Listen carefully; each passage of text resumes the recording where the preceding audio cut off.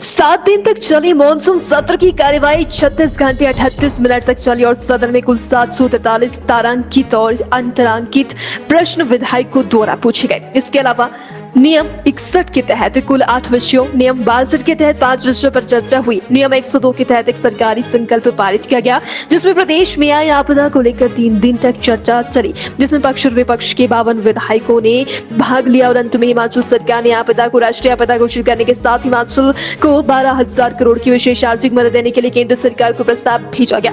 नियम 130 के तहत 3 विषयों पर चर्चा हुई और सदन में कुल 8 विधेयक पुनर्स्थापित और पारित हुई। इसके अलावा भांग की खेती को वैध करने को लेकर कमेटी की रिपोर्ट सदन में रखी गई और श्वेत पत्र को लेकर भी सदन में डिप्टी सीएम ने बताया अपना वक्तव्य दिया और डॉक्यूमेंट को सदन में रखा।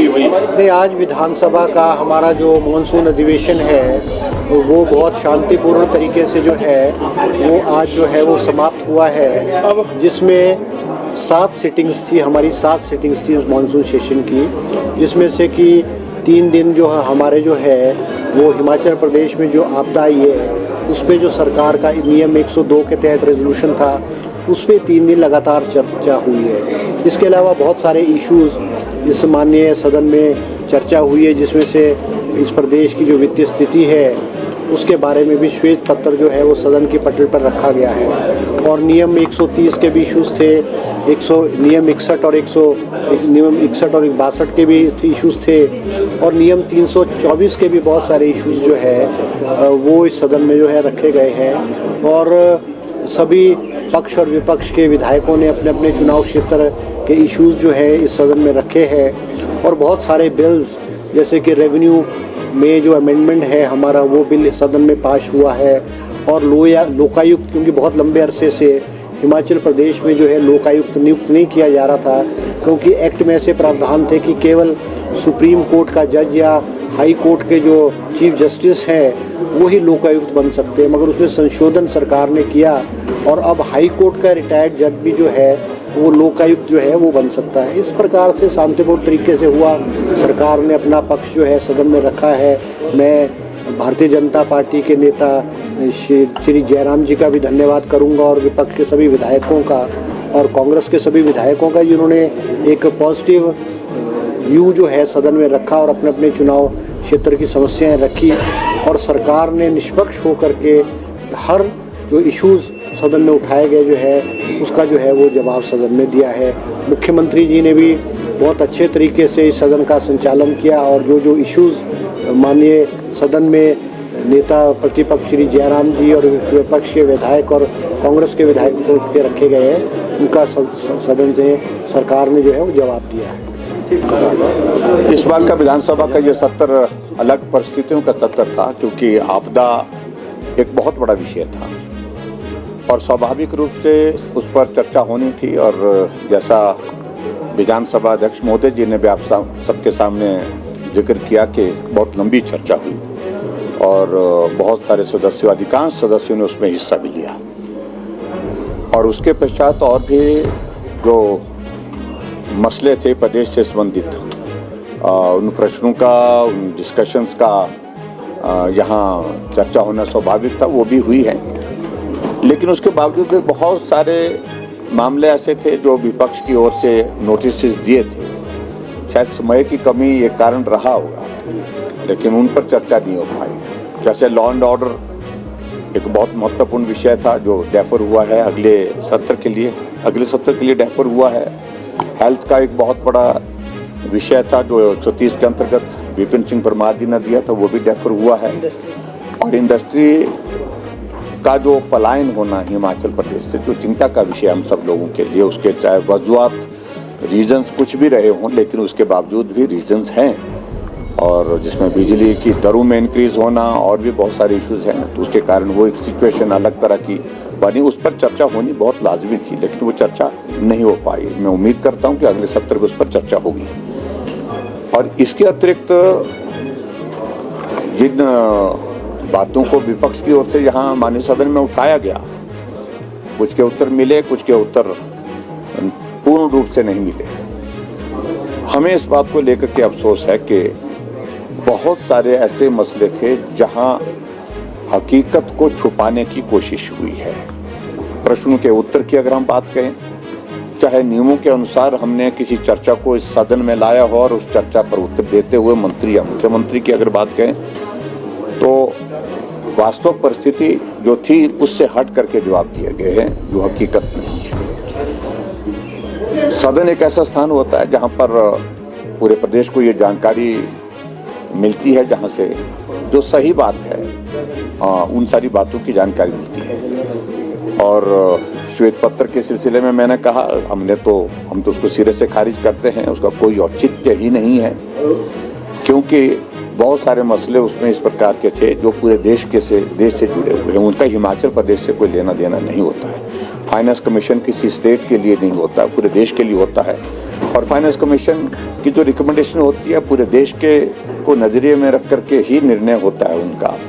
और उसके बावजूद भी फाइनेंस कमीशन ने जो बेस्ट पूरे देश भर में मिला वो हिमाचल को मिला है उसमें। और इसके अतिरिक्त जो बाकी चीज़ें जो कही गई हैं, पर्टिकुलरली जीएसटी कॉम्पनसेशन, 5 साल पहले का निर्णय था ये, और जिसमें तय हुआ था 5 साल के बाद जीएसटी कॉम्पनसेशन कि सभी स्टेट के लिए बंद होगा। तो केंद्रीय निर्णय था, केंद्र का निर्णय पूरे देश के लिए था। देश के निर्णय में हिमाचल में आता है, हिमाचल भी आता है उस निर्णय के मुताबिक वो, तो इसलिए उन सारी चीज़ों का कोई मतलब नहीं था। हमने 38,000 करोड़ रुपए से ज़्यादा जो कांग्रेस गवर्नमेंट का ऋण हमारे ऊपर था उसको अदा किया है, ब्याज भी और ऋण की किस्तें भी। ये भी हकीकत उन्होंने फैक्ट्स यहाँ पर माननीय सदन में रखे हुए हैं। और कल मैं प्रेस कॉन्फ्रेंस के माध्यम से भी उन बातों का मैंने जिक्र किया है।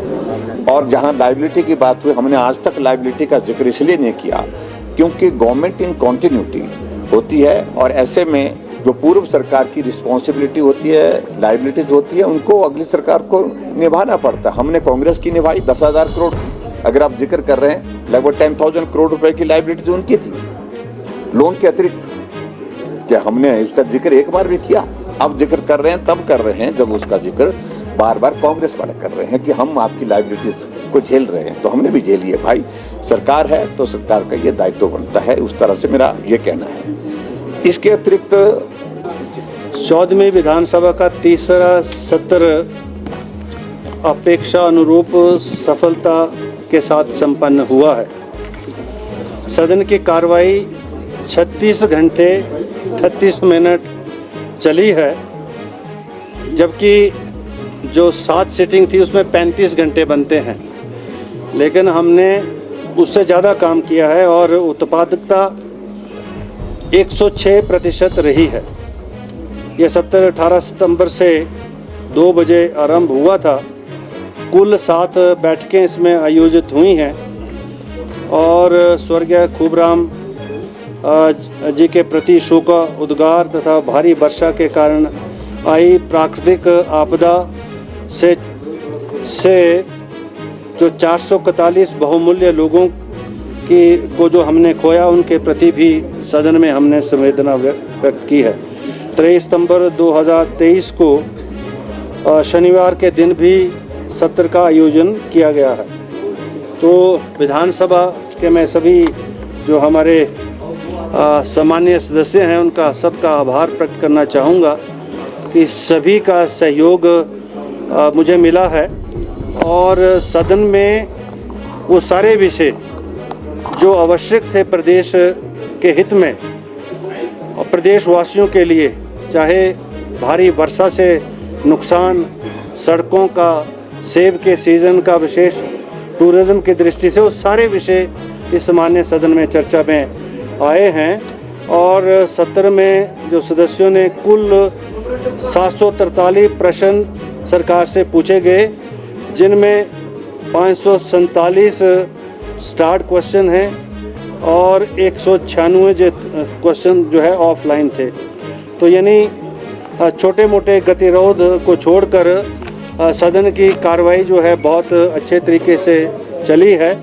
और आप सब ने भी, मीडिया के साथियों ने, या जो वो कार्रवाई यहाँ हुई है उसको आपने जो है इलेक्ट्रॉनिक मीडिया, प्रिंट मीडिया के साथियों ने हिमाचल प्रदेश की जन जन तक पहुँचाया है। मुझे आप सब का भी आभार व्यक्त करना है।